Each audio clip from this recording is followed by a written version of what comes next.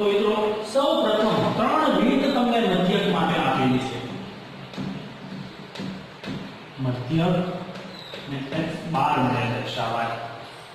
મિત્રો ત્રણ રીત, એ જે ત્રણ રીત જે તમને આપેલી છે એ ત્રણ રીતનો અભ્યાસ આપણે આજે કરવાનો છે ને એના સૂત્રો આપણે જોવાના છે. તો મિત્રો એની અંદર જે સૌથી જે પહેલી રીત છે એને સીધી રીત કહેવામાં આવે છે. સીધી રીત કહેવા. જો મિત્રો ત્રણ રીતો અલગ અલગ છે. હું તમને ત્રીજું ચેપ્ટર યાદ કરીશ, વિચલ-સુરેખ સમીકરણ, કે જે આપણે ભણી ચૂક્યા છીએ. તો ત્રીજા ચેપ્ટરની અંદર પણ તમે 3 કે 4 રીતો ભણ્યા. આલેખની રીત ભણ્યા, આદેશ, લોપ, ચોકડી, ગુણાકાર. કોઈ પણ રીતે તમે જ્યારે વિચલ-સુરેખ સમીકરણનો ઉકેલ મેળવો છો તો ઉકેલની અંદર જવાબમાં કોઈ ફેર પડતો નથી. તો એવી જ રીતે અહીંયા પણ તમે 3 માંથી જ્યારે કોઈ પણ રીતે જવાબ મેળવો છો ત્યારે તમારા જવાબમાં કોઈ ડિફરન્સ આવતો નથી. માત્ર ફરક પડે છે તો કેટલો પડે છે? માત્ર ફરક પડે છે તો એટલો પડતો હોય છે કે મિત્રો અમુક રીતમાં લાંબુ થતું હોય છે અને અમુક રીત ટૂંકી થતી હોય છે. પણ અમુક સંજોગોની અંદર જ્યારે ખૂટતી આવૃત્તિ આપેલી હોય ને આવી બાબતો હોય ત્યારે ફરજિયાતપણે તમારે જે સ્પેસિફાઈ રીતે આવતો હોય એ રીતે કરવો પડતો હોય છે. બાકી જ્યારે સિમ્પલ માહિતી આપેલી હોય અને મધ્યક જ મેળવવાનો હોય તો ત્યારે તમે કોઈ પણ રીત કન્સિડર કરી અને દાખલો ગણી શકતા હો છો. તો મિત્રો હવે આપણે જે આગળ ભણવાનું છે એ સૂત્ર અને સૂત્ર પરથી ટેબલ પેટર્ન. મોટા ભાગે વિદ્યાર્થીઓ ને જે અટપટું લાગે છે એ ટેબલ લાગતા હોય છે અને મોટા ભાગે વિદ્યાર્થીઓ ટેબલ ગોખતા પણ હોય છે.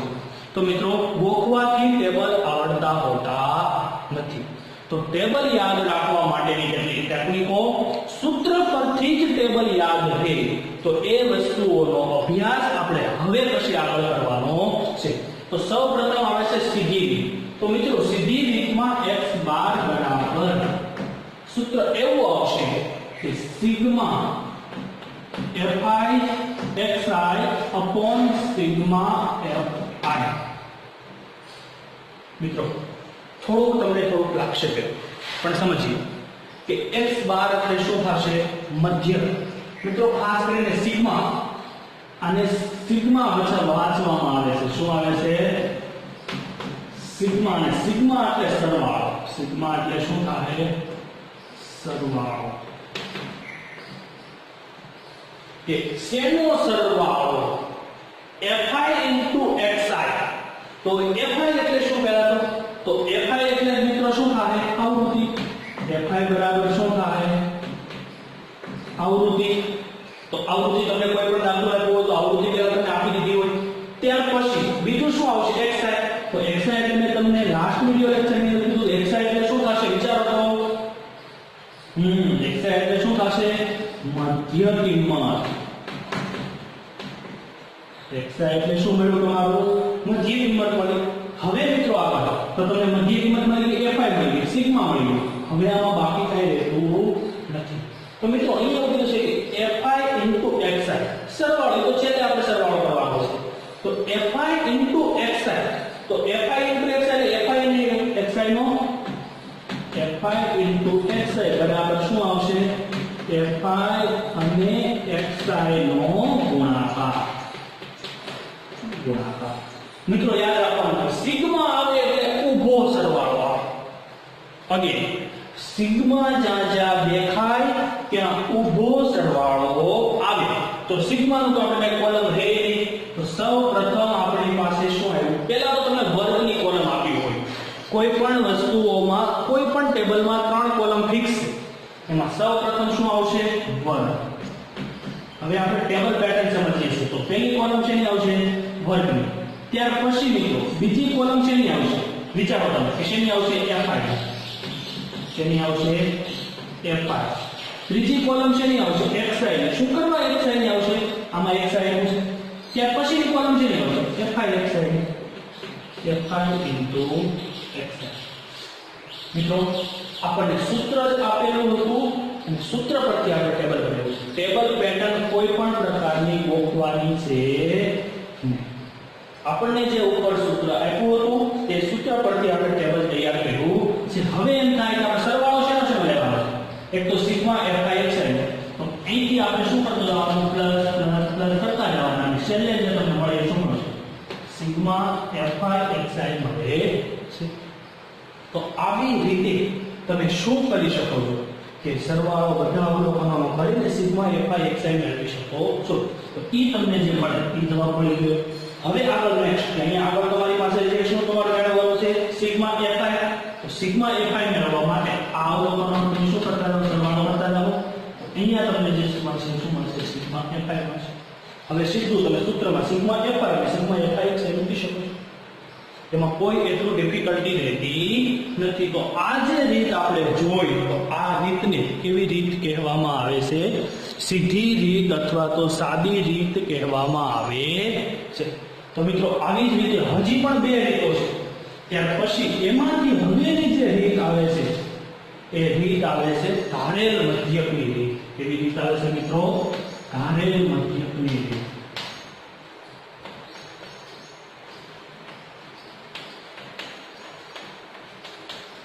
એમાં પણ મધ્યકને દર્શાવાય શેના વડે x બાર વડે દર્શાવાય। હવે મિત્રો એમાં જે x બાર આવે છે એની અંદર સૂત્રમાં થોડો ફેરફાર એવો છે x બાર બરાબર a plus sigma fi u di upon sigma fi।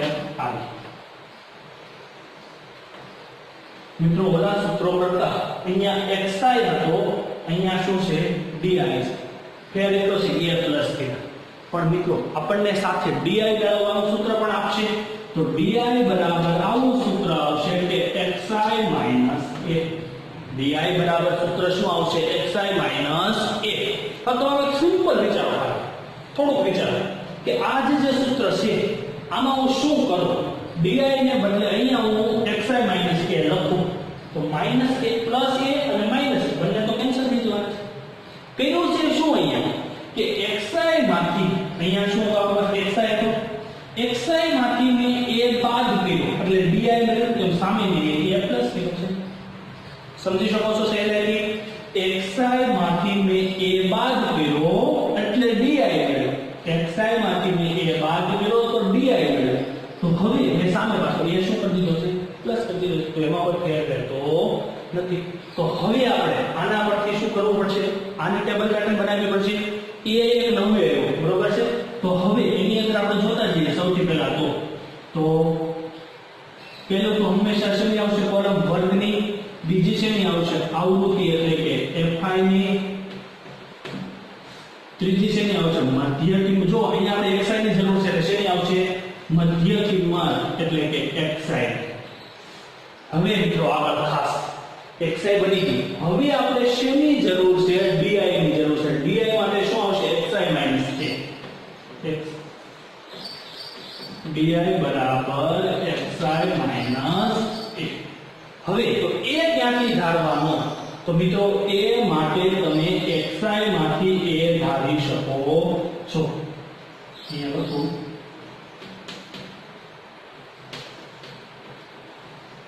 xi નું કોઈ પણ અવલોકન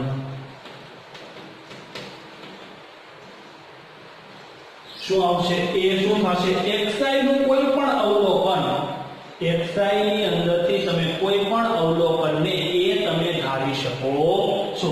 ચલો એટલું મળી ગયું આપણે। હજી આપણી પાસે એક વસ્તુ બાકી રહી છે શું રહી છે સિગ્મા fi di। તો મારે આગળની કોન્સેપ્ટ બનાવવી પડશે fi di। અહીંયા આનો સરવાળો આવશે પ્લસ પ્લસ અને અહીંયા એક આનો સરવાળો આવશે પ્લસ પ્લસ। તો અહીંયા જે મળશે શું મળશે સિગ્મા fi મળશે અહીંયા શું મળશે સિગ્મા fi di બરાબર મળશે। એને પછી તમારે શું કરવાનું હોય છે કે આને તમારે દાખલાની અંદર સીધી તમે કિંમત મૂકો એટલે તમારે જવાબ આવતો હોય છે। મિત્રો ફરી વાર એકવાર આપણે સમજીએ ધારેલ મધ્યકની રીત। સીધી રીતની અંદર અને ધારેલ મધ્યકની રીતની અંદર માત્ર તફાવત એટલો છે કે સીધી રીતની અંદર xi આવતું હતું અને ધારેલ મધ્યકની રીતમાં di આવે છે। તો મિત્રો xi માઈનસ a બરાબર di થાય છે। તો આમાં માઈનસ a એડ કર્યો છે તો a માઈનસ કર્યો તો અહીંયા સામે આગળ શું કહેવું છે a પ્લસ કહેવો છે। આટલો માત્ર ડિફરન્સ છે.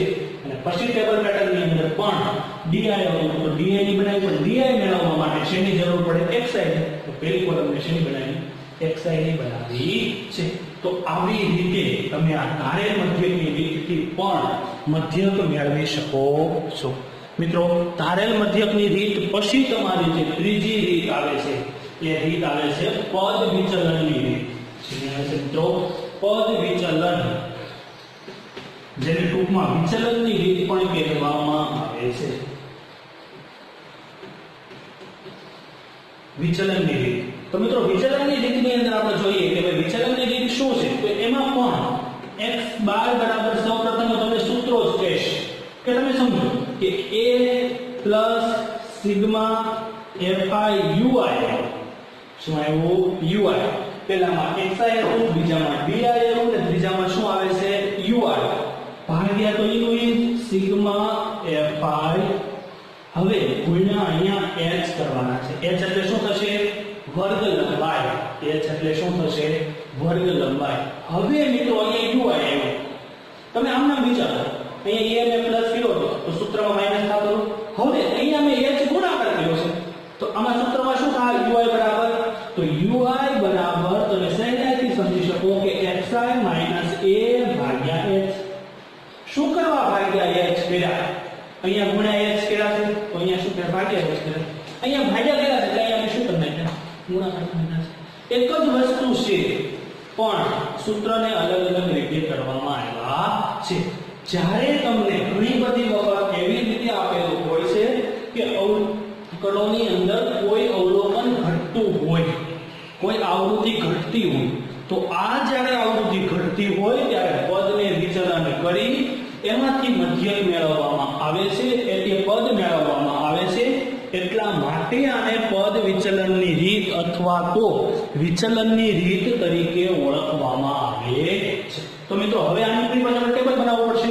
Table pattern. હવે આ ટેબલ પેટર્ન પણ આપણે જાતે જ બનાવી છે કે જોઈ નથી. સૂત્ર પરથી ટેબલ પેટર્ન. અહીંયા પણ આપણે શું કર્યું? સૂત્ર પરથી ટેબલ પેટર્ન કરી. હવે આમાં પણ આપણે શું કરશું? સૂત્રો પરથી જ ટેબલ પેટર્ન કરવાની છે. તો સૌપ્રથમ ત્રણ વસ્તુ તો તમારા બધા જ ની અંદર કોમન છે. તમે સમજો છો કે બધા જ માં ત્રણ વસ્તુ શું છે? કોમન છે. તો એ ત્રણ વસ્તુઓની અંદર પહેલું શું આવશે? પહેલી કોલમ શેની આવશે? વર્ગની આવશે. ત્યાર પછી બીજી કોલમ શેની આવશે? આવૃત્તિની આવશે. ત્યાર પછી ત્રીજી કોલમ કોની આવશે? મધ્ય કિંમત એટલે કે xi ની આવશે. આને fi વડે દર્શાવાય. ત્યાર પછી કોલમ આઉટલાઈન આવશે. ત્યાર પછીની જે કોલમ છે એ કોલમ મિત્રો અહીંયા શેની હતી? fi * xi. કારણ કે fi આપેલા હતા, આમાં કોઈ પ્રોસેસ કરવાની હતી નહીં. પણ આની અંદર તમારે શું કરવાનું છે કે di આપણે di ની બનાવી. તો di મેળવવા માટે સૂત્ર શું હતું? xi - a. પણ હવે અહીંયા શું આપેલું છે? ui. જેની કોલમ આવે છે ui બરાબર શું આવશે? xi - a ભાગ્યા h. ui ની કોલમ બની ગઈ. ui ની કોલમ પછી તો તમને ખબર છે શેની તો શેની આવશે? fi * ui. જેમ fi * xi આવ્યું તો fi * di આવ્યું તો અહીંયા શું આવશે? fi * ui. પછી જે રીતે તમને આગળ મેં કીધું સરવાળા કરવા માટે, એવી જ રીતે આમાં પણ શું આવશે? નીચે જ્યાં સરવાળા થતા હોય ત્યાં તમારે શેના સરવાળા આવશે? આવૃત્તિ fi ના સરવાળા આવશે અને શેના આવશે? fi * ui નો સરવાળો છે તે કરવાનો હોય છે. મિત્રો, થોડી કેટલી બાબતો કે ક્યારે શેની જરૂર પડે છે, કેવા સૂત્રોની અને ક્યારે કેવા સૂત્રો મૂકવા. કે જ્યારે તમને કોઈ સ્પેસિફાઈ કર્યું નથી કે તમે આ સૂત્રોથી દાખલો ગણો, તો ત્યારે તમારે કયા સૂત્રથી દાખલો ગણવો વધારે સેટોડી આવવું જોઈએ. એક તો તમને જ્યારે અવલોકનોની જે મૂલ્યો છે નાના આપેલા છે, અવલોકનોની કિંમતો કેવી છે? નાની છે. તો અવલોકનોની કિંમતો જ્યારે નાની હોય ત્યારે સીધી રીતથી દાખલો ગણવો તમારે ખૂબ સરળ રહેતો હોય છે. પણ મિત્રો, ઘણી બધી વખત વિદ્યાર્થી મિત્રોને સીધી રીતે સહેલી લાગતી હોય. એટલા માટે અવલોકનોની મૂલ્યો જ્યારે મોટા હોય, પ્રમાણમાં હજારોની કિંમતોમાં હોય, ત્યારે પણ વિદ્યાર્થીઓ સીધી રીતનો ઉપયોગ કરી અને બહુ મોટી ભૂલ કરતા હોય છે. શું કરવા બહુ મોટી ભૂલ કરતા હોય? કારણ કે ધારેલ મધ્યકની રીત અને પદ વિચલનની રીત, આ બંને રીતો એવી છે, ખાસ કરીને વિચલનની રીત, કે જ્યારે મોટી કિંમતો છે અને તમે જ્યારે વિચલનની જ આ રીતે દાખલો ગણો છો ત્યારે પાછળ તમારે ગુણાકાર નાના થઈ જતા હોય છે. વિચલનની રીતની અંદર શું કરવાના આવે? એક તો તમારે xy માંથી a બાદ થશે અને ફરી પાછા ભાગ્યા h થશે. એટલા માટે ui જ તમારો નાનો બનશે. ui કેવો બનશે? 0 1 2 3 અથવા તો 0 -1 -2 અને -3. તો આવી રીતે તમારે જે ક્રમમાં જો ui બને, આપણે દાખલા જોશું ત્યારે તમને વધારે સમજાશે. અત્યારે હું તમને ખાલી માત્ર પ્રાથમિક માહિતી આપું છું. તો ત્યારે તમારો દાખલો પ્રમાણમાં સહેલો બનતો હોય છે. ઘણી બધી વખત વિદ્યાર્થીઓને પદ વિચલનની રીત કે ધારેલ મધ્યકની રીત અઘરી લાગતી હોય છે, પણ જ્યારે મોટી રકમ હોય ત્યારે ફરજિયાતપણે તમારે ધારેલ મધ્યકની રીત અથવા તો પદ વિચલનની રીતે દાખલો ગણીને જ તમે સહેલો બનાવી શકો. બાકી તમે દાખલો સહેલો બનાવી શકતા નથી. તો એટલા માટે હવે ક્યારે કઈ રીતનો ઉપયોગ કરવો એ વસ્તુ જે છે આપણે આવતા વિડિયો લેક્ચરની અંદર જોશું. આવતા વિડિયો લેક્ચરની અંદર આપણે સ્વાધ્યાયના કેટલાક દાખલાઓ એક્સરસાઇઝ. મિત્રો, તમે 9મા ધોરણમાં આવું જોતા કે માનો કે કોઈ પણ એક રકમ આપેલી હોય 9 5 3 8 7 પછી 3 2 1 આ રીતે રકમ આપેલી છે. તો હવે આ રકમની અંદર તમારે આમને આમ જ બહુલક જણાવવાનો. તો આ માહિતીની અંદર તમારો બહુલક કેટલો? તો સૌથી વધારે કોણ આપેલું છે? એ આમાં 3 થી 3 વખત આપેલા છે. તો અહીંયા તમારો બહુલક કેટલો બન્યો? 3. પણ હવે 10મા ધોરણની અંદર તમારે જે દાખલા ગણવાના છે એમાં તમે વર્ગ આપેલા છે અને વર્ગ પરથી તમારે બહુલક શોધવાનો રહેશે. તમને વધારે ખ્યાલ બહુલક માટેનો જ્યારે દાખલા જોશો ત્યારે લખશો, પણ એ પહેલા આપણે બહુલક માટેનું સૂત્ર શીખવું જરૂરી છે. તો બહુલક પહેલા તો z વડે દર્શાવવામાં આવે છે. બહુલકને શેના વડે દર્શાવવામાં આવે છે? z વડે દર્શાવવામાં આવે છે. અને z બરાબર તમારી પાસે આવું સૂત્ર છે l પ્લસ કોની માહિતી શું છે એ બધી માહિતી હું તમને આપીશ. l plus f1 minus f0 upon 2f1 minus f0 minus f2 ગુણ્યા h. કાકો ખૂબ વધારે. હવે સૌ પ્રથમ તમારે બહુલક કરતી વખતે શું કરવું પડશે? મોટી આવૃત્તિ ધરાવતા વર્ગને બહુલકીય વર્ગ ધારો. બહુલકીય વર્ગ ધારો. કોને બહુલકીય વર્ગ ધારવાનો છે? જે સૌથી મોટી આવૃત્તિ ધરાવતા હોય એને તમારે બહુલકીય વર્ગ ધારવાનો છે. બહુલકીય વર્ગ ધરાઈ ગયા પછીની આગળની પ્રક્રિયા હવે આપણે શરૂ કરીએ. તો આમ સૌપ્રથમ મને l દેખાય છે, પહેલું z. z બરાબર શું આવશે? બહુલક. ત્યાર પછી l. તો મિત્રો l ની આપણે બહુલકીય વર્ગની અધરસીમા. મિત્રો બહુલકીય વર્ગ તમે કોને જાણો છો? જેની સૌથી મોટી આવૃત્તિ છે એને તમે બહુલકીય વર્ગ જાણો છો. બહુલકીય વર્ગની અધરસીમાને આપણે શું કહેવાનું છે? l કહેવાનો છે. l પછી બીજી જે બાબત આવે છે h. તો h બરાબર તો શું આવશે? આપણે ખબર છે વર્ગ લંબાઈ. h બરાબર શું આવશે? વર્ગ લંબાઈ. ત્યાર પછી f0 બરાબર f1 બરાબર અને f2 આ ત્રણ બાબતો. એમાં જો સમજો ક્રમમાં કહેવાનું છે f1 એટલે બહુલકીય વર્ગના આગળના વર્ગની આવૃત્તિ. પેલા તો એક આવે કે આવૃત્તિ હોય. હવે બહુલકીય વર્ગના આગળના વર્ગની આવૃત્તિ. ત્યાર પછી બીજું શું આવશે?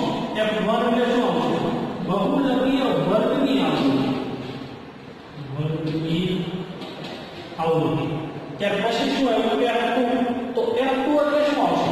કે બહુલકીય વર્ગના પશ્ચિમ કેટીના વર્ગની આવડત. મિત્રો ક્રમમાં લેવાનું છે કે જે તમે બહુલકીય વર્ગ ધારો છો, તમે રકમની અંદર તમારી પાસે ટેક્સ્ટબુક હશે, તમને રકમો ખબર હશે, તેમ છતાં આપણે જે છેલ્લે જે પેલું જોયું, છેલ્લે એક દાખલો મેં તમને કરાવ્યો સાંદ્રતાનો દાખલો. મારી પાસે અત્યારે માત્ર સ્વાધ્યાય 14.1 માટેનો છે. તમારી ટેક્સ્ટબુકની અંદર મધ્યકની અંદર સ્વાધ્યાય 14.1 ની અંદર 8મા દાખલાને હું જોઉં છું. તો સૌ પ્રથમ તો 8મા દાખલાની રકમની અંદર તમારો બહુલકીય વર્ગ 8મા દાખલા 9મો દાખલો લઈએ તો 9મા દાખલામાં તમારો બહુલકીય વર્ગ કયો બનશે? તો કે સૌથી મોટી આવૃત્તિ કઈ છે? દાખલા નંબર 9 સ્વાધ્યાય 14.1 મધ્યક મેળવવા માટેનો દાખલા છે. એની અંદર પણ હું તમને બહુલક માટે એમાંથી માહિતી આપું છું. હવે એની અંદર 9મા દાખલાની અંદર સૌથી મોટી આવૃત્તિ હોય એને આપણે બહુલકીય વર્ગ ધારો. તો સૌથી મોટી આવૃત્તિ કઈ? 11. તો બહુલકીય વર્ગ તમારો કયો થયો? 65 થી 75 થાય છે. તો બહુલકીય વર્ગ કયો બન્યો? 65 થી 75. ત્યાર પછી z તો કે છે, ત્યાર પછી l એટલે શું છે કે ભાઈ એના આગળના વર્ગની અધર્શ, એના વર્ગની અધર્શ. તો અધર્શમાં બહુલકીય વર્ગ કયો છે? 65 થી 75. અધર્શમાં કેટલું છે? 65. અધર્શમાં કેટલું છે? 65. s બરાબર 65 થી 75 s બરાબર કેટલા થાય? 10. તમને ખબર હશે s બરાબર કેટલા થાય? 10. ત્યાર પછી f0 f1 બહુલકીય વર્ગના આગળના વર્ગની અધર્શ. 11 થી આગળ કઈ આવે છે? 10 થી 10 11 અને ત્યાર પછીના કેટલી છે? 8. ઇલેક્ટ્રિક કેટલી થશે? 8. આ માત્ર મેં તમને માહિતી માટે દર્શાવ્યું છે.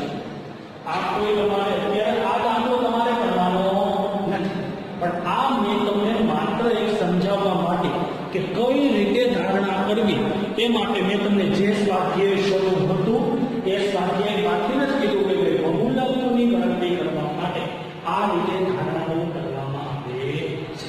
તો મિત્રો આવી રીતે બહુલકના દાખલાઓ મધ્યક કરતા પણ સહેલા છે. એક જ રીત છે માત્ર. દાખલાઓમાં કોઈ ટેબલ તૈયાર કરવાનું રહેતું નથી.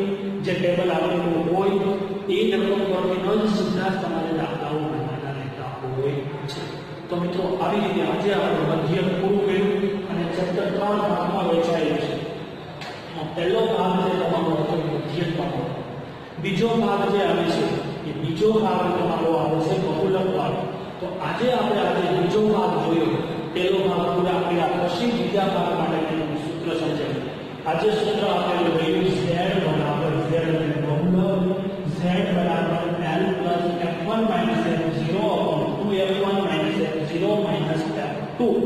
તો આ જે સૂત્ર રહ્યું એ સૂત્ર તમારે માત્ર ને માત્ર બહુલક મેળવવા માટે એક જ સૂત્ર આવે છે. બીજું કોઈ બહુલક મેળવવા માટે બીજી કોઈ રીત છે.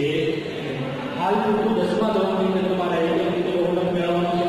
આગળ જ્યારે તમે આગળ ઉપર જતા તમે જ્યારે કોમર્સ વિભાગની અંદર એડમિશન લો છો તો ત્યારે તમારે મધ્યક માટે બહુલક માટે હજી પણ ઘણું બધું ઊંડાણપૂર્વકનો અભ્યાસ આવશે. પણ એ તમે જો કોમર્સ લો છો તો એવા સમયની અંદર સાયન્સની અંદર આ ચેપ્ટરો આવતા નથી. મોટાભાગના વિદ્યાર્થીઓ લગભગ એમાં ખાસ કરીને આપણી સ્કૂલના વિદ્યાર્થીઓ સ્કોલર વિદ્યાર્થીઓ હોય છે અને સાયન્સમાં મોર આવતા હોય છે. પણ 10મા ધોરણ માટે આ ચેપ્ટર ગુણભારની દ્રષ્ટિએ ઘણું બધું મહત્વનું છે. એટલા માટે ખાસ કરીને આપણે આ ચેપ્ટરની અંદર આ બધા જે છે તેને રોકડિયા માર્ક કહી શકાય કે જે તમે બેઠા માર્ક સહેલાઈથી મેળવી શકો છો. ઉલટાની અંદર માત્ર 1 દિવસ કે 2 દિવસ આપી અને હું તમને આનું રિવિઝન કરાવીશ. પણ અત્યારે તમને જે વિડીયો મોકલવામાં આવે છે વિડીયો દ્વારા સરસ રીતે આ સૂત્રનો અભ્યાસ કરો. આવતી વખતે જ્યારે મળીએ ત્યારે હું એવી આશા રાખું કે તમે કદાચ અગાઉ કેટલાક દાખલાઓ ગણીને જ બેઠા હો. સ્વાધ્યાય ખૂબ સહેલા સ્વાધ્યાય છે અને આ સ્વાધ્યાય દાખલામાં કોઈ ખાસ વિશેષ બાબત નથી. બહુ સહેલા દાખલાઓ છે. તો હું એવી આશા રાખું કે તમે 2-5 દાખલાઓ સાથે ગણીને બેઠા હો અને વિડીયો જોવા બેસો ત્યારે તમને વધારે સહેલું લાગે તો વધારેમાં વધારે પ્રેક્ટિસ કરો. જે હોમવર્ક મોકલવામાં આવે છે એનો પણ સાથે અભ્યાસ કરશો. ઘરે રહો, સુરક્ષિત રહો. ધન્યવાદ. ફરી પાછા મળીશું મંગળવારે. આપણે સોમવાર છે, ફરી પાછા આપણે મંગળવારના વિડીયો લેક્ચરની અંદર મળીશું અને ત્યારે આના દાખલા કરીશું. આવતીકાલે જશે આપણે વિડીયો લેક્ચર હજી ફરી પાછું. Best of luck. Thank you.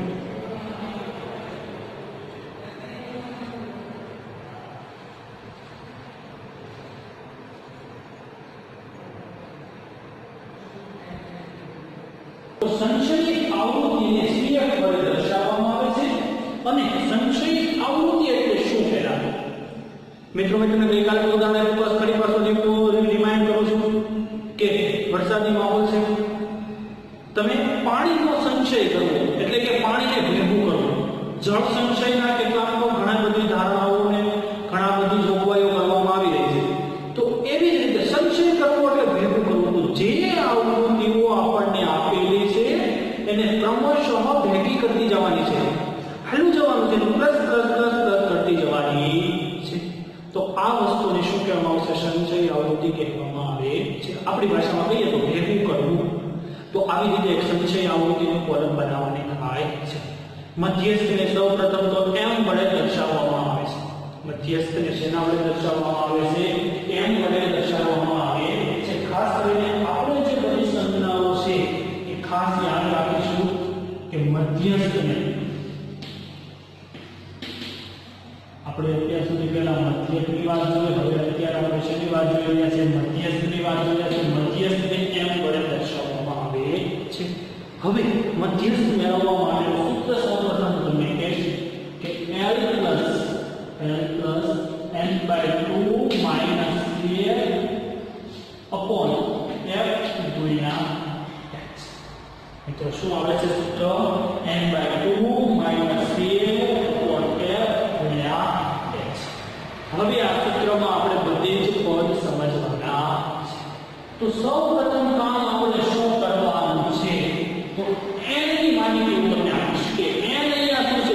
n is called the total numbers of observation. n is called the total numbers of observation. એટલે n એટલે શું? કે બધા જ ઓબ્ઝર્વેશન, બધી જ તમને જે આવૃત્તિ આપેલો સરવાળો. તો મધ્યકની અંદર જેના સરવાળા આપણે બીજું કંઈ કહેતા હતા. તો n બરાબર આમ પણ કહી શકાય n બરાબર સિગ્મા f. n બરાબર શું થાય? Sigma f. બધી જ આવૃત્તિનો સરવાળો, બધી જ આવૃત્તિનો સરવાળો, બધી આવૃત્તિનો સરવાળો એને આપણે શું કહેવાનું છે? n કહેવાનું છે. તો n/2 ને આપણે આવડી છે. હવે આપણું કામ શું કરવાનું છે? મધ્યસ્થ વર્ગ ધારો. મધ્યસ્થ વર્ગની ધારણા કરો.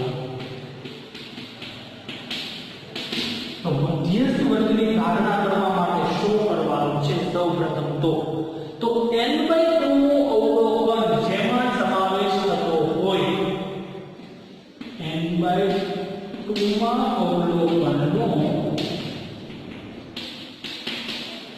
જે વર્ગમાં સમાવેશ થતો હોય તે વર્ગને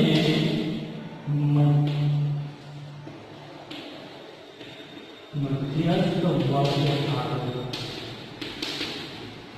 મિત્રો ખાસ યાદ રાખો વિધાન કે n/2 માં અવલોકનનો જે વર્ગમાં સમાવેશ થતો હોય તે વર્ગને તમારે મધ્યસ્થ વર્ગ ધારવાનો છે. ખાસ કરીને તમે સમજી શકો છો મધ્યસ્થ વર્ગ ધારવા માટે ખાસ મહત્વની બાબત છે. આપણે દાખલા જોશું ત્યારે તમને સમજાશે સરસ રીતે. અત્યારે માત્ર હું તમને થિયરી સમજાવું છું તે પણ આપણી ભાષામાં કે જે તમે સહેલાઈથી સમજી શકો. ત્યાર પછી CF, ત્યાર પછી શું આવશે? CF. તો CF એટલે શું થાય? મધ્યસ્થ વર્ગના